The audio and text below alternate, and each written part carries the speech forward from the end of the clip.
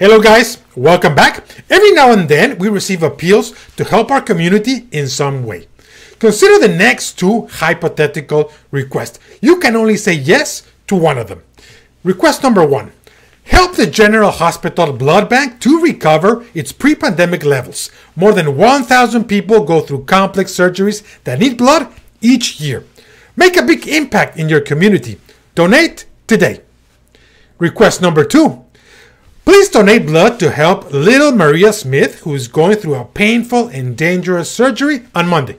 Her family and friends want to see her soon back in the playground running around with her friends. Make your donation today. To whom you will donate blood? It will seem like a no-brainer, right? But is it? Today we will talk about the Identifiable Victim Effect. Let's describe what it is. The Identifiable Victim Effect is the tendency to offer greater assistance to an identifiable individual as opposed to a larger, unnamed, or statistical group of people. This bias describes the greater empathy that we feel towards a specific person in trouble in contrast to that towards a bigger group. By the way, did you donate to the General Hospital or to Maria? Logic will tell us that if we have limited resources, we should maximize their impact by helping the larger group. But that's not what we do. According to the Identifiable Victim Effect, our emotions are triggered by Maria's story, so we are more inclined to help her than to contribute to the General Hospital's blood bank. Does this make sense? Why do we help one person over 1,000? I will tell you why. First, we are not purely rational thinkers. We are deeply influenced by our emotions. We can put a name and a face to a victim, and it feels closer to us and elicits our sympathy. Our morals are not objective. They are influenced more by empathy and feelings than by numbers and statistics, which feel cold and impersonal. Second, given the limited capacity of our brains, it is hard for us to show sympathy towards everyone. We can feel empathy for an individual's crisis, but we usually shut off for larger tragedies. Third, if we are constantly exposed to sad and violent stories through the 24 hours news cycle, we might become desensitized to big-scale tragedies.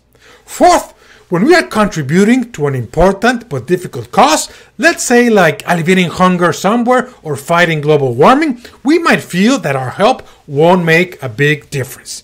Therefore, we might feel discouraged to help. We feel like our help will be like a drop of water in the sea. On the contrary, we might clearly see the impacts of our help to other Marias. The identifiable victim idea is not new. It is said without evidence that Joseph Stalin, the leader of the Soviet Union, once said, "The death of a man is a tragedy. The death of a million is a statistic." Now let's show a case. Sometimes abuses are taped on video, quickly shared to the media, where they turn viral. A share of the people get hooked on the story and feel empathy for the victims. If bank accounts are set, the victims can get substantial help. While this is amazing and laudable, the aid received is disproportionate to that given to institutions that specifically are fighting to correct these abuses. You may be asking why all this is important. The Identifiable Victim Effect can push people, groups, and institutions to misallocate resources and help. Public policy decisions usually reflect the public's opinion, which, as we saw, might be guided by emotions and biases. This can result in a substantial amount of help going to a few individuals. The tragedy of one person can overshadow the tragedy of millions. This can lead to decisions that are not in the best interest of people. So, what to do about all this? Remember, cognitive biases are hard to correct. You cannot get rid of them, but you can work around them. So, the first step is to be aware of the identifiable victim effect and recognize that we like faces, people, stories. Numbers and statistics, not so much. Knowing this, we can be attentive when others throw bids or proposals at us which contain personal stories. Turn on your manipulation alert.